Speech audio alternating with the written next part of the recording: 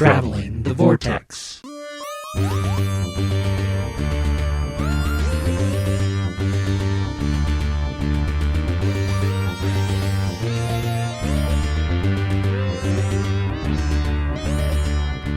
We've joined the Doctor as he travels the Vortex and arrive at the fruit salad we call episode 422. I'm Keith. I'm Sean. I'm Glenn.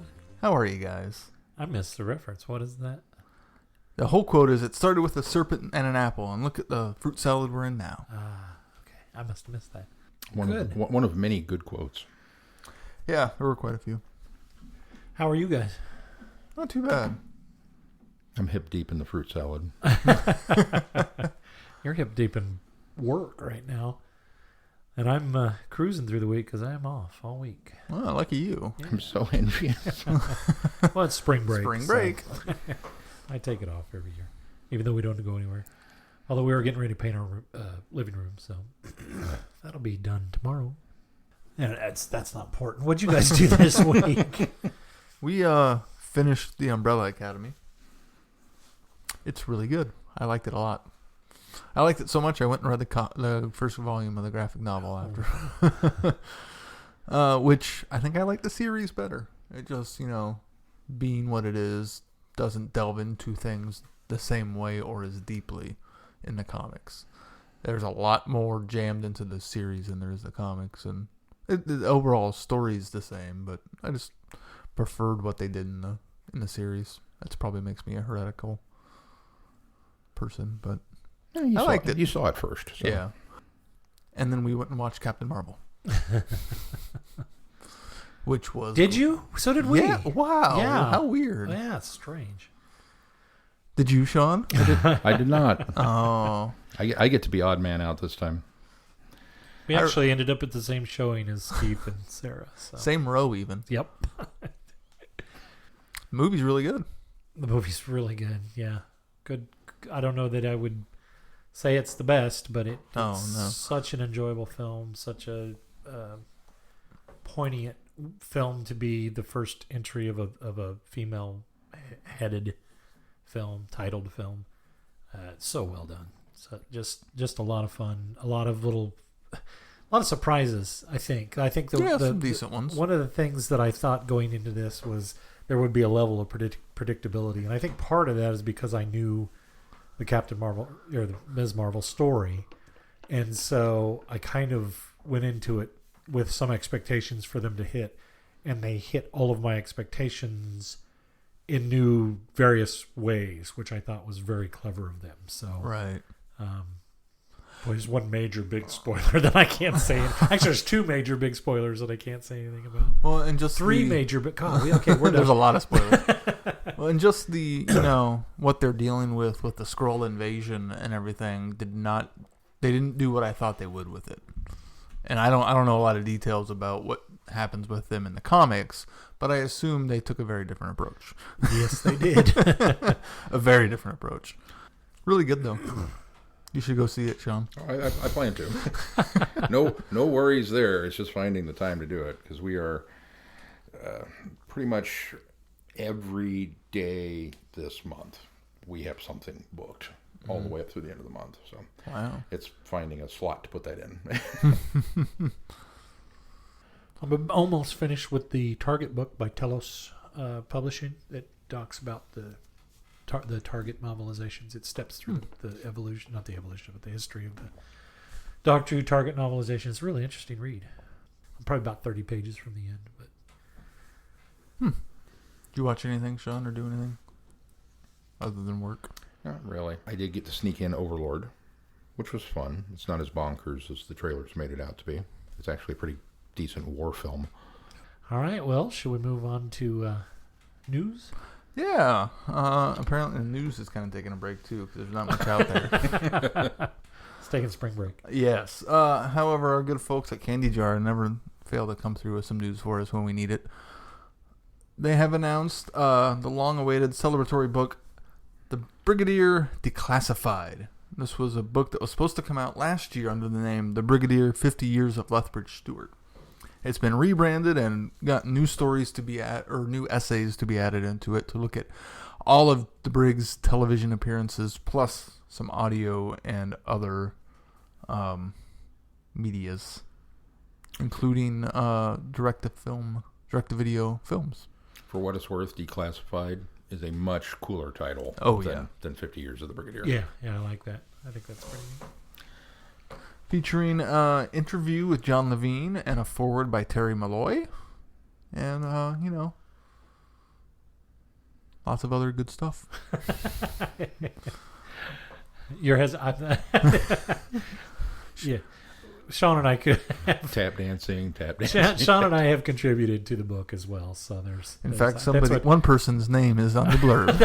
that's what I said we didn't want to talk about. I was not the fact that we contributed, just the fact that for some reason I'm on the blurb of the book. So. But you contributed. So. Yeah, I did. But I just still seems like that's some kind of mistake because I'm sure my contribution is just a small. Perhaps you're just selling yourself short.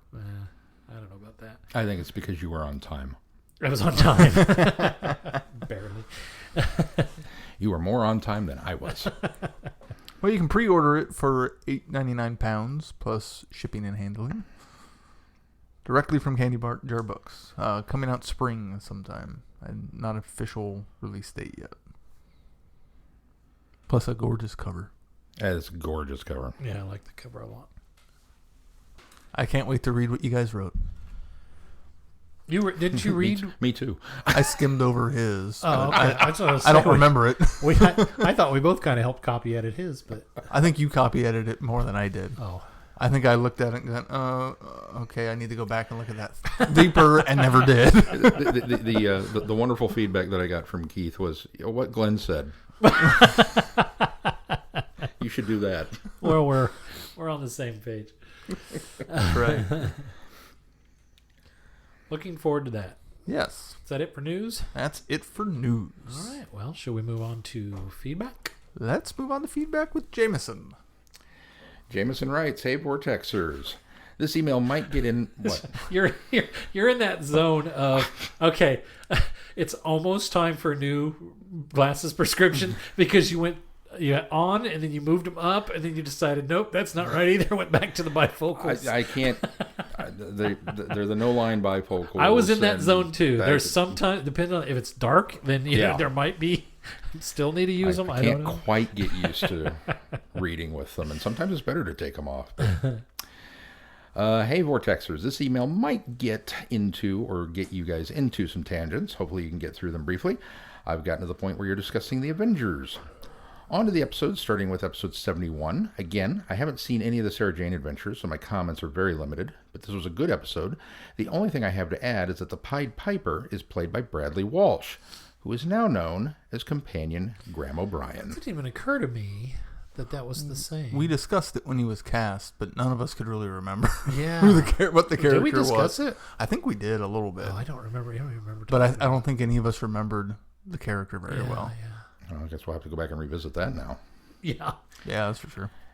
Episode 72, The Ronnie. First, the little things. Sean, your angry Nixon. Breaking off my chair. Sorry. You guys are making this very difficult. It just slides in there. Oh. Throwing things around the studio. Well, I didn't get to pick up as much as normal, so there's toys to play with. Ooh. Sean, your angry Nixon, look around the 11-minute mark in this episode, sounds more like Admiral Akbar than what I've heard of Nixon. That's fair.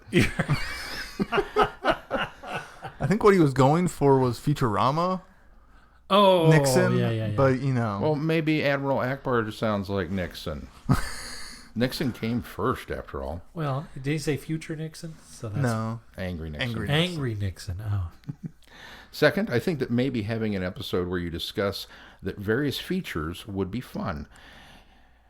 You may touch on this in your upcoming Blu-ray discussion in episode 428, but I think an episode where you discuss your favorite special features and what discs have each parts of series, such as Girls, Girls, Girls, Tomorrow's Times, Stripped for Action, just to name a few, would be fun.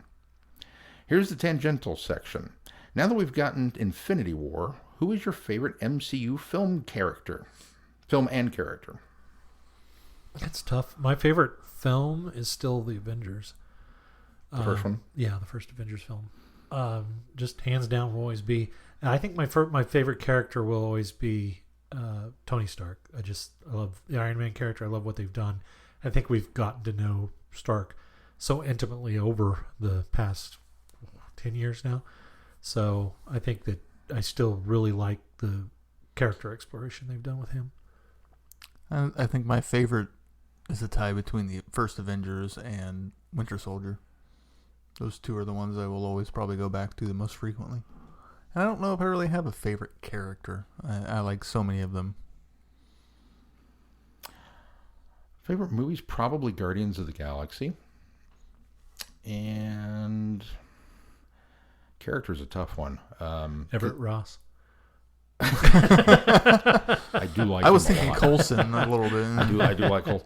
Yeah, well, it's every time I think like you were saying, Iron Man. I was like, yeah, Tony Stark's really, because that's an easy. But then you said Winter Soldier's like, well, yeah, Cap. I really like him. I mean, I could just kind of bounce around that for. I could go with Loki. I mean, There's really not a main character I dislike. Really, yeah. And every time it gets, like I didn't like. It's not that I didn't like Thor, but I definitely liked Thor probably less than the other heroes until Ragnarok. Yeah. And right, then I was just he thinking that became Ragnarok would be another contender for favorite. Yeah, he became this, I get it now, So I don't know that I could narrow that down and pick one. I know, I'm boring. I'm the kid. It's like, the whole trilogy counts as one movie, right? Moving on, the Ronnie is an interesting character. She's amoral, but not necessarily crazy like the Master. I think she's one that could use more stories. Is there a particular doctor you'd like to see her go up against besides 6? I'd like to see her show up in the Time War against the 8th Doctor, maybe against 7 as well. Yeah. 8 would be good. 12. 11. Yeah. I think it'd be really cool to see, because I think she would intimidate him to a certain extent, but not really, Mm-hmm. I think that would be a fun dynamic. So Mark of the Ronnie. I remember enjoying this. I think it's one of my first Colin Bakers, but it's been so long that I can't really comment on it. I do remember the difference in runtime throwing me, though. That was the first one where they went to the 2 episodes at 45 minutes, wasn't it? The time in the Ronnie. This one was okay. The Ronnie, the Doctor, and Mel were good. The rest, just okay. One final question related to this episode. Does the existence of Missy make the return of the Ronnie in the new series obsolete? Personally, I don't know. As of the Doctor Falls, the Master Missy is supposedly dead. Missy killed Saxton, causing him to regenerate into her, and then he killed her, stating that this form of murder-suicide meant she couldn't regenerate.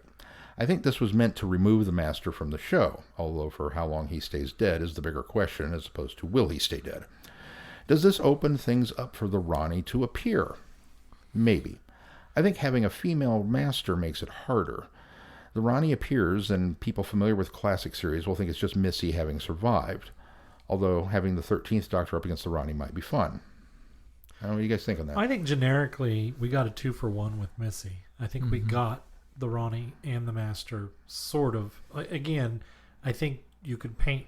We got the Master and we sort of got the Ronnie. Yeah, I think you can paint distinctions between them, but I think with broad stroke brushes, I think we kind of got both.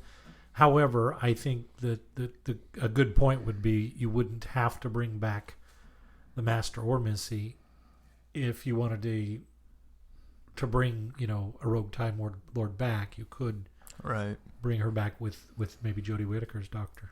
It'd almost be interesting to have the Ronnie show up, since now the Doctor has switched genders, have the Ronnie go male and then regenerate midway through the story into a female. I think that might be kind of interesting. But not announce it ahead of time. Yes. Regardless, don't announce that the Ronnie's coming back. Yeah. I'd be all for the return of the Ronnie. I think she's a great character, whichever gender she turns up as. And I don't know that I totally agree with you, Jameson, that she is kind of obsolete now that they've brought Missy in. I definitely see where you're going with it. And that may have been Moffat's intention, because at one point in time I seem to remember him saying the Ronnie will never appear in New Who, at least not under his watch.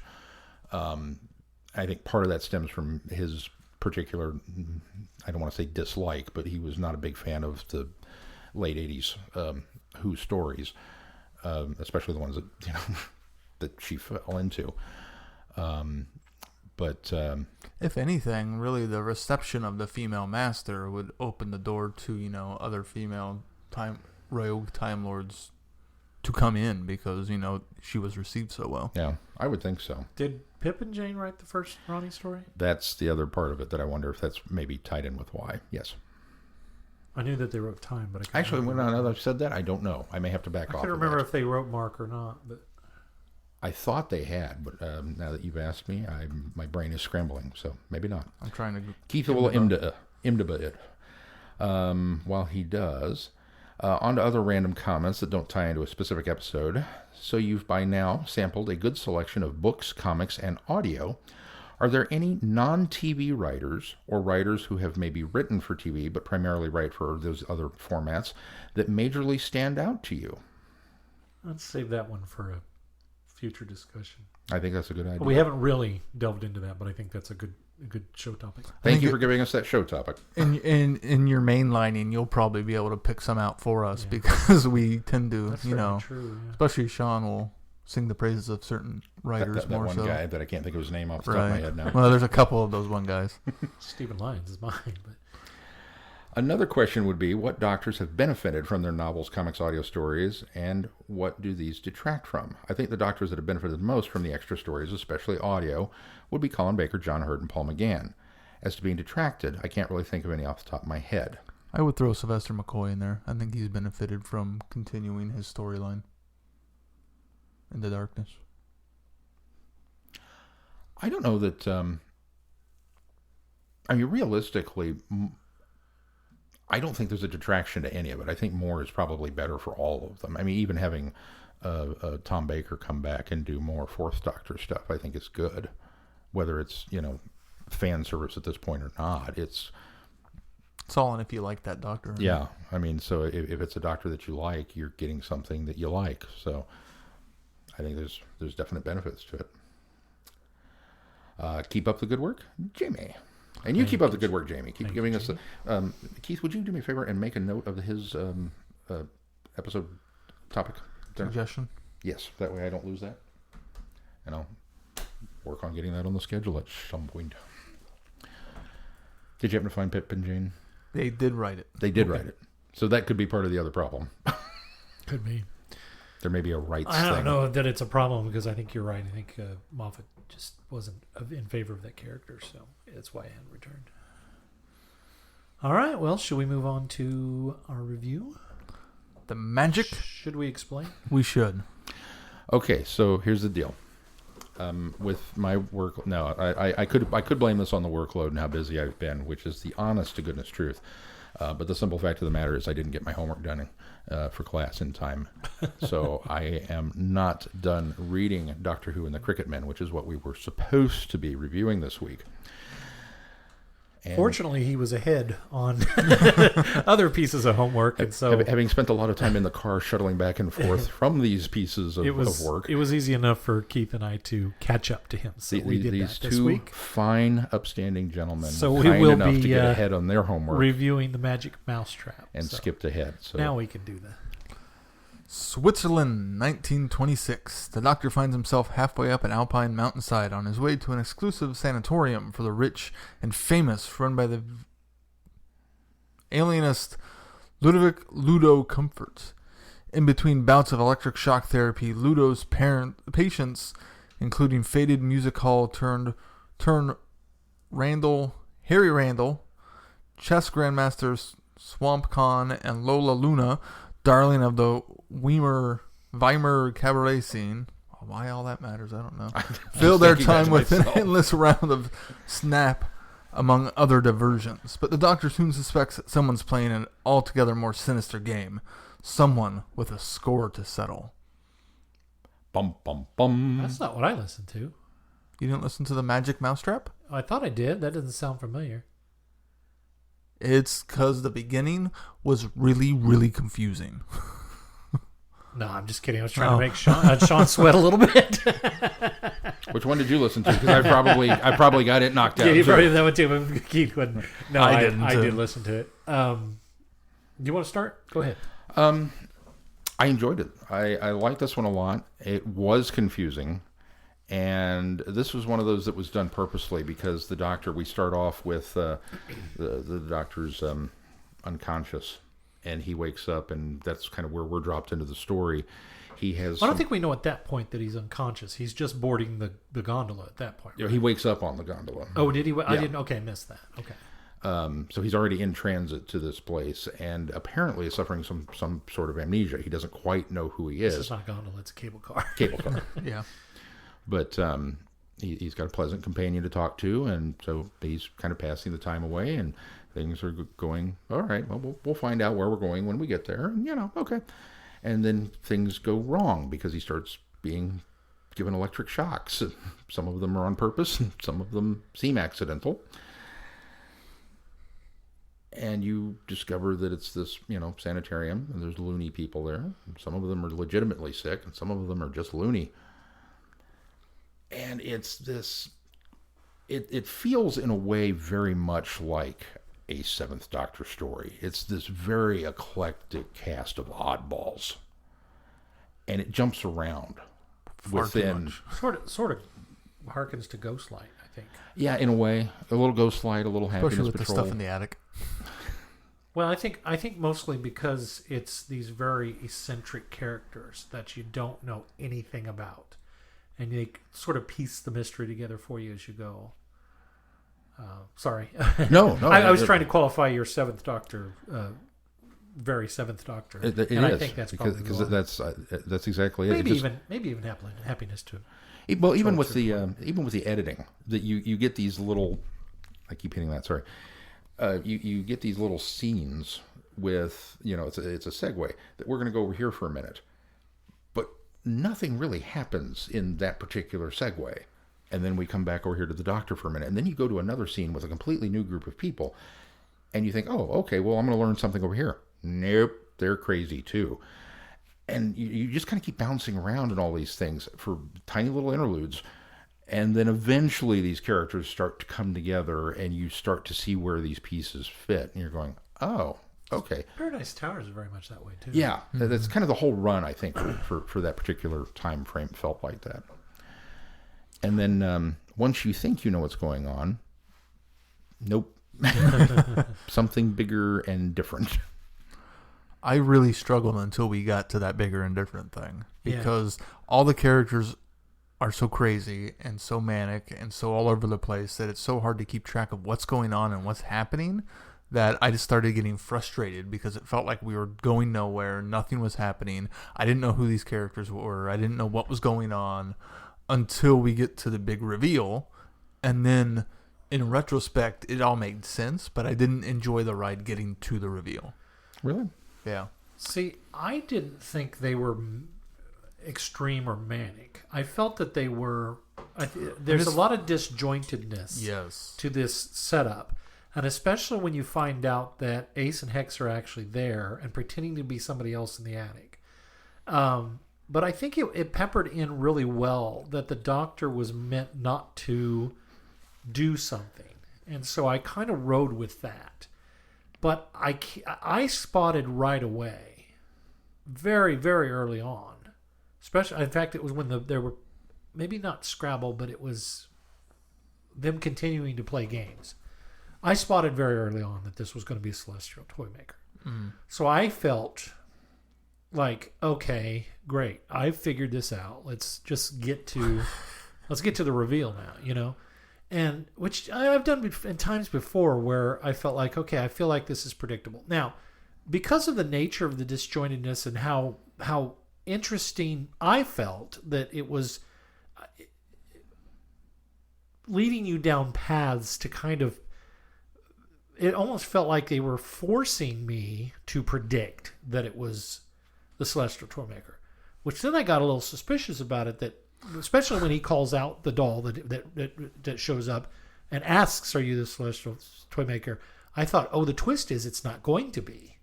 It's going to be something else. So they've done a good job of, but then they continue to the path, and it is the Celestial Toymaker. And so then I thought, okay, well, now where's the surprise? And the surprise was the fact that the Doctor had, when it gets to that point that we learned that the Doctor has set up this trap basically so that the Celestial Toymaker will fizzle out because he can't survive his, then I went, aha, this story finally got really good. Yeah. Because you telegraphed to me that this was going to be the Celestial Toymaker. You did a really good job of heavily putting the hints in there. But then the twist wasn't the fact that, oh, surprise, it's the Celestial Toymaker behind this. It's the surprise, there's a whole different story going on here. So then I really got into it and really liked it. But I was kind of the same way. It felt very disjointed about what was going on, and the storytelling was very confusing and hard to follow. Yes. Up until the point I think that we and even beyond that, there was still a bit of enough of a disconnect that I still felt confused at times. But overall, I thought that plot was clever but they had to get me to that point for me to finally give them credit for the plot. Mm-hmm. Because once I got past that, this is really feeling predictable, then ultimately I thought, okay, this is kind of cool.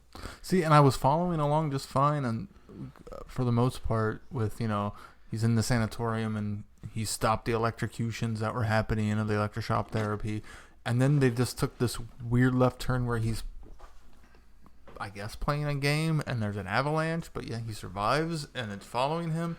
It just was so... The avalanche itself was following him. The situation made sense, but how he got there I wasn't clear on. So that's when I started getting frustrated of I don't know what's going on. I think maybe why I was a little more relaxed on the confusions is the fact that I think that's the point that I realized, okay, this is definitely going to be the Celestial, because he's on a square and he brushes it off, and it says something about miss, and he's like, I'm not a miss, this must be intended for you. And then when they finally reveal that it's, cause avalanche miss a turn, then I went, okay, aha, this is definitely Celestial's Toymaker. That's when I started picking up the chaotic, weird things about the avalanche just following him, I thought, okay, well, that's all obviously the influence of the Toymaker. So I think maybe I was a little more forgiving once I decided, okay, well, this works because of this. And had I picked up a little bit sooner that the fact that, they were playing a game and that it was the Toymaker, I probably would have been more okay with it. But the fact that I was a little slower on the uptake on that and just made me kind of confused. And see, I think that right off the bat, when they were sitting there and they jumped through like 4 games within a 5-minute span, it felt like they went from Chutes and Ladders to Whist or something. I mean, they did first was Scrabble, and then was Conundrum. No, what did they call it? It wasn't Conundrum. It was a consequence. It was where they Consequences at some point. Is it Consequences was the second one. That's where they were telling the story. They had picked a person, and then they tell a story up until the consequences and the monkey thing. And then the third one was musical chairs, right? Yeah. Okay, but I didn't remember anything beyond that. I mean, obviously later they're discussing playing chess, and they're doing other things too. But when they did those in very quick succession right off the bat, I kind of was like you. I was like, oh, this games, maybe this is a Toymaker thing. And then we kind of got into a heavy sanatorium part with the crazy, and it was like, oh, no, that's just they're just keeping themselves occupied. Okay, now, but then we came to the avalanche. And when that square, I was right with you guys. I was like, oh, no. This is... The other thing that justified it for me was when Ace and Hex are in the attic, they're looking at the monitor, they're twisting the dials on the robot and seeing that's how they were watching the things play out with the Doctor. And then that's what really cemented it. Is like, okay, well, this is directly from the Toymaker, so there it is. Thank goodness that we watched that. And here I was about to give you credit for having that planned, knowing that it was going to be a Celestial Toymaker story, and so we got that in ahead of time. It may have been planned. It may have been serendipity. You may have planned it and then forgot about it. I don't know. I can't take credit for it.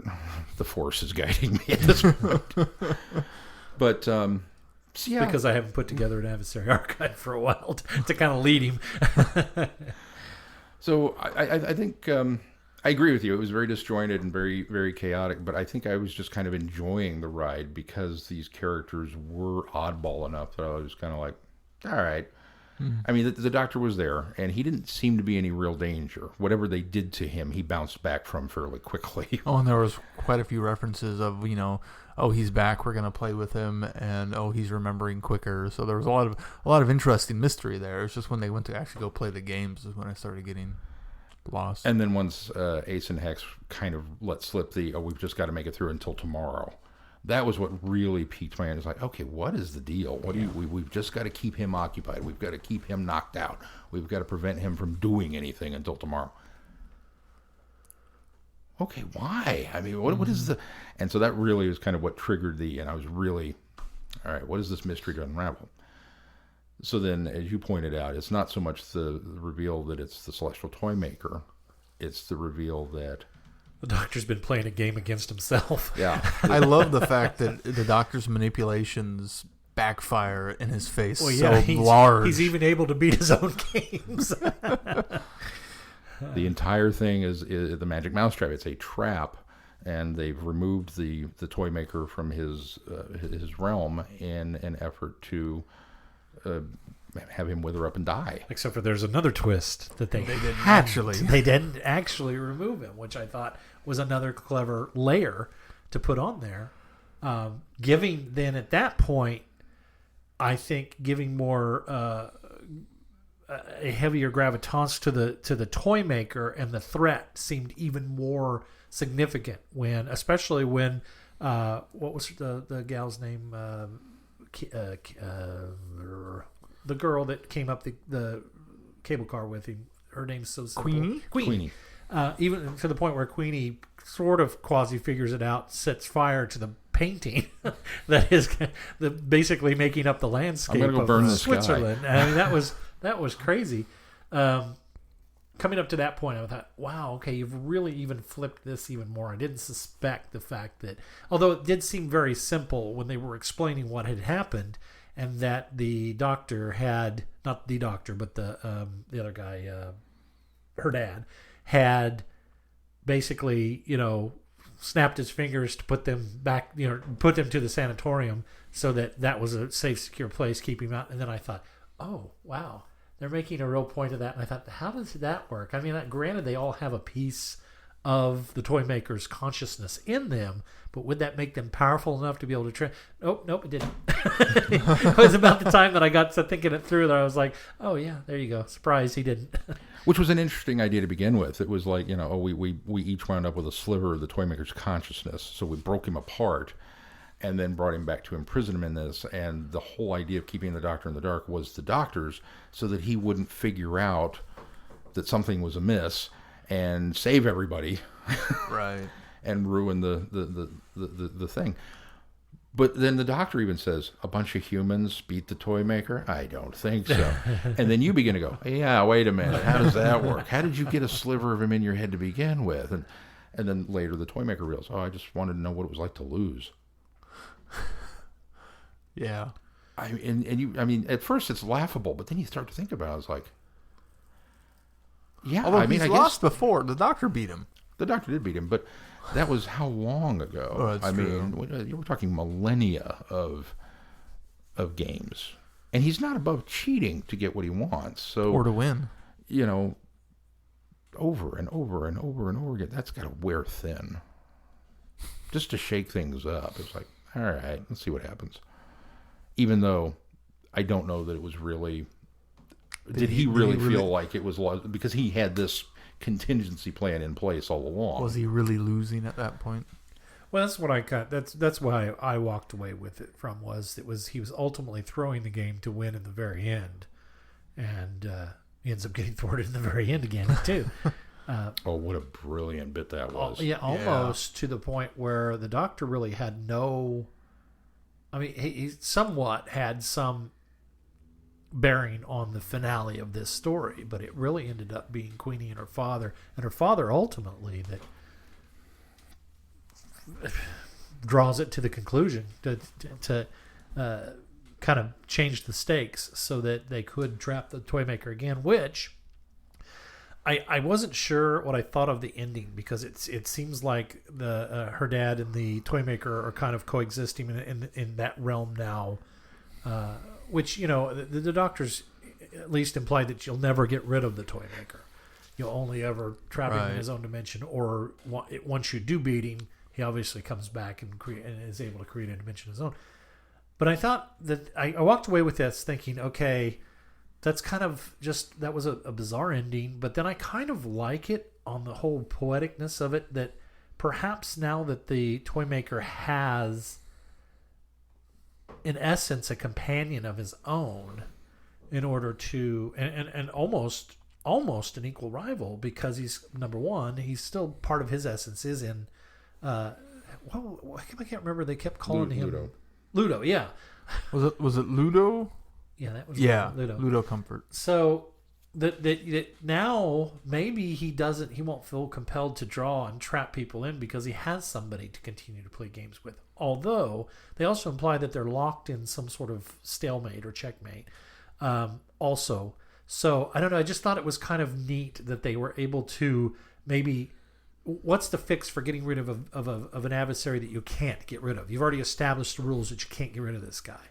We can only lock him away for a little bit. Well, put him in a situation where he doesn't have to. There's no need or compelling reason to go on and draw people in, because now you have a forever companion to play your games with. So right. I kind of liked how they left that. I mean, again, I'm kind of interpreting that, and that's the way I'm looking at it. Because even that's kind of open-minded from the standpoint of, because you can look at it from the, we're left with the idea that they're in this very confined physical reality of their mental construct, where if you move, you're going to get electrocuted. Right. Mm-hmm. That either one of them, if they move to end the game and win, they're going to get fried, and that won't work. So neither one of them can make that final move to win the game.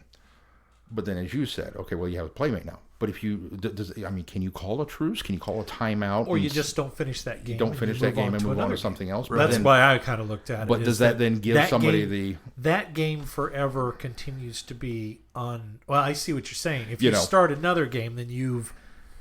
Does that somehow invalidate the one you've got him trapped in? To me, that trapped movement is like the lock. And anything you do within the cell is fine. But you're right in the sense that there always has to be a winner-loser competitive nature of it. On the other hand, you get the impression that the toy maker has done. I don't know that you do now. I say that. I was going to say, is locked in games with other people that he wins.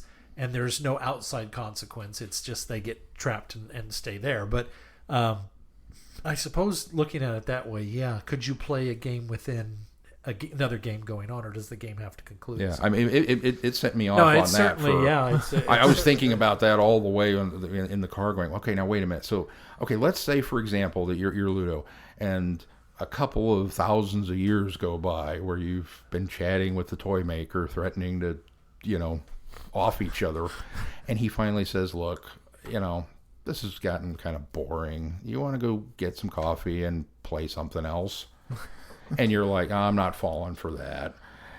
And he goes, no, really. I mean, we'll just, this is a frozen moment. It's a draw. We know that neither one of us is willing to give in. We've gone for this long. So this is kind of here, and we'll go over here.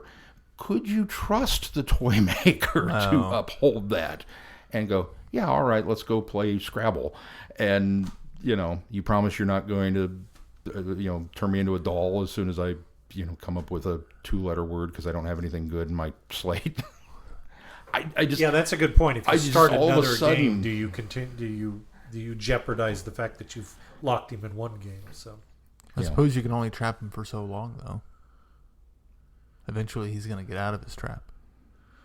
Well, I get the impression only if one or the other makes a move. If he makes a move, then he's gone. Although, if he makes the move and then it ultimately is "quote unquote" reborn later, as he is implied from the toy maker, the celestial toy maker, the TV story, then I mean, I guess he wins either way. Right, yeah. I mean, he's already won. Just depends on if he's willing to get rid of that mortal shell. He's already won by losing to the Doctor once because he's able to come back. The Doctor's got a finite, what do they call it? Limited immortality, whereas the Celestial Toymaker doesn't have that limitation. Right. So, because they did determine that he was an elemental, right? That he was one of the Eternals.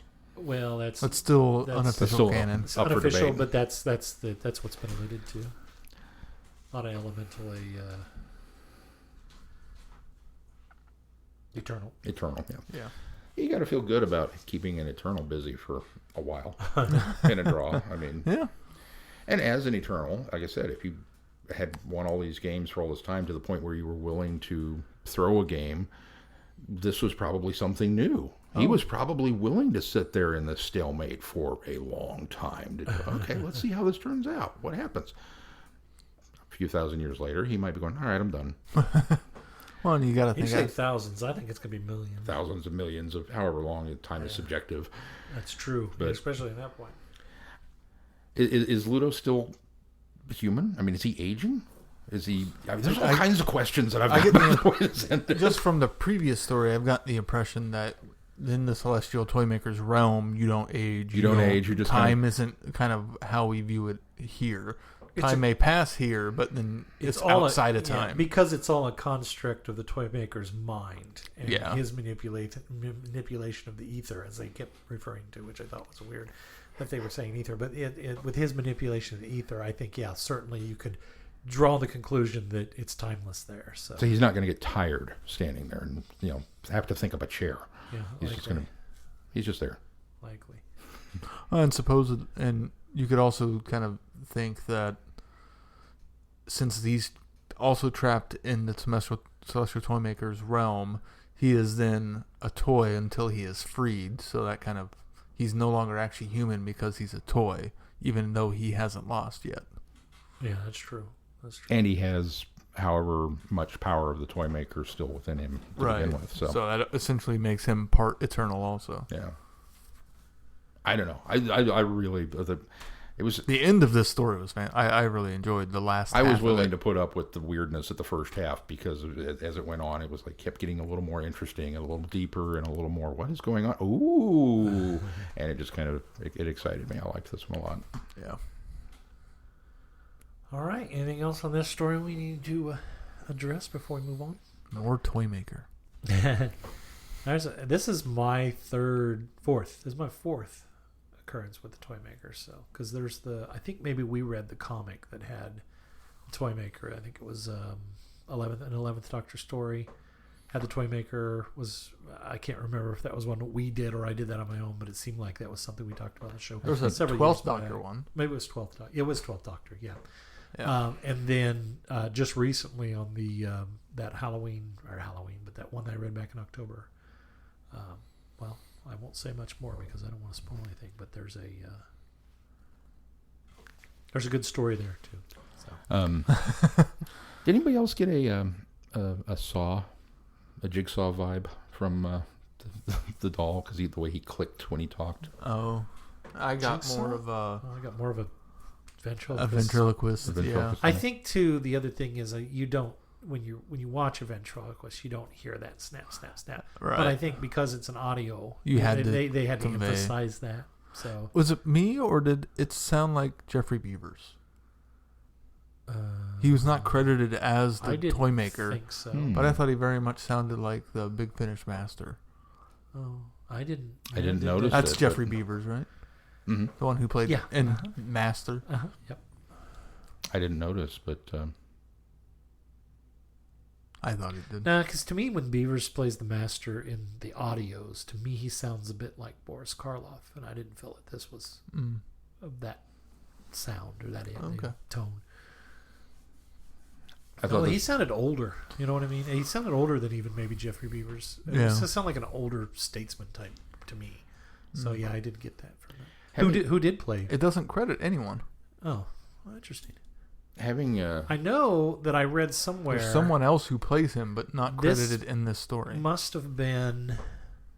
maybe it's in a later audio, but I know at one time before he passed, they tried to get Michael Gow to come back and portray the Celestial Toymaker in Big Finish audio. I think I read that somewhere. So I don't know if it would have been for this story or if he's visited later, if that was the particular story they're trying to get back for. But it's kind of too bad they didn't. Yeah, might have been neat. Having him show up as a ventriloquist dummy, a mannequin, kind of gave an interesting workaround in universe for why he didn't sound the same. Yeah. Because there was part of me that was a little concerned. It was like, well, are you going to try and impersonate what Michael Gow was doing in that episode, or how are you just going to do it and not worry about it, or are you going to just have him with a different voice? And then they did this, and it was kind of the best of both worlds because his speech mannerisms were still kind of there, but it was disguised enough because of the dummy and the clicking that it was like it wasn't. I mean, obviously it wasn't. I wonder if he was in talks to return for the audio for the Nightmare Fair. Because he would have returned for the actual televised version. Yeah, maybe. Maybe that's what you were thinking of. Maybe. I'm not sure. When did they do the audio for Nightmare Fair? I believe it was... Has Big Finish done an audio version of that? Mm-hmm. Oh, okay. I'd have to look. Cool. I knew that was. It's not pulling up immediately. That was one of the. I suppose realistically, I probably should have done that one before we did this one, but that's right. That's one of the Target novels that. It came out in 2009. The audio. Yeah, okay. And he passed away in 2011. So maybe it was Nightmare Fair that they tried to get him to come back for. Anyway, so let's catch everybody up on the schedule now. we've kind of told people what we're doing next week, So next week is Doctor Who and the Krikkitmen instead of this week. And then the following week is back to audio with, right? No. Yes. No, it wouldn't no. be. It isn't. That following week, is that Planet Comic-Con weekend? That's Planet Comic-Con weekend. Okay, yeah. Which I guess technically is up in the air at this point. It is a little in the air. Where the schedule says that we're talking about TARDIS console rooms, but that might change, but we'll keep you apprised. We're still discussing plans, how that'll work that weekend. So it's going to be a busy weekend and week. We thought the console room would be a nice, easy, here, a little softball for us to, having a con weekend when we're all very busy. And, well, we just may not even have time for the softball. Very possible. All right. We'll keep you appraised. Anything else we need to discuss other than inviting people to become patrons on our website and our podcast? You can go to our website and click on the Become a Patron button, and that'll take you to Patreon. And all support is very much welcome and helpful, and we want to thank again those people that continue to support us as patrons. That's going to do it for this week. Until next week, I'm Glenn. I'm Sean. I'm Keith. Cheers. Good night, everybody. Be seeing you. Thanks for listening. You have been listening to Traveling the Vortex. Doctor Who and all of its associated programs are owned and trademarked by the BBC. No infringement is intended or implied.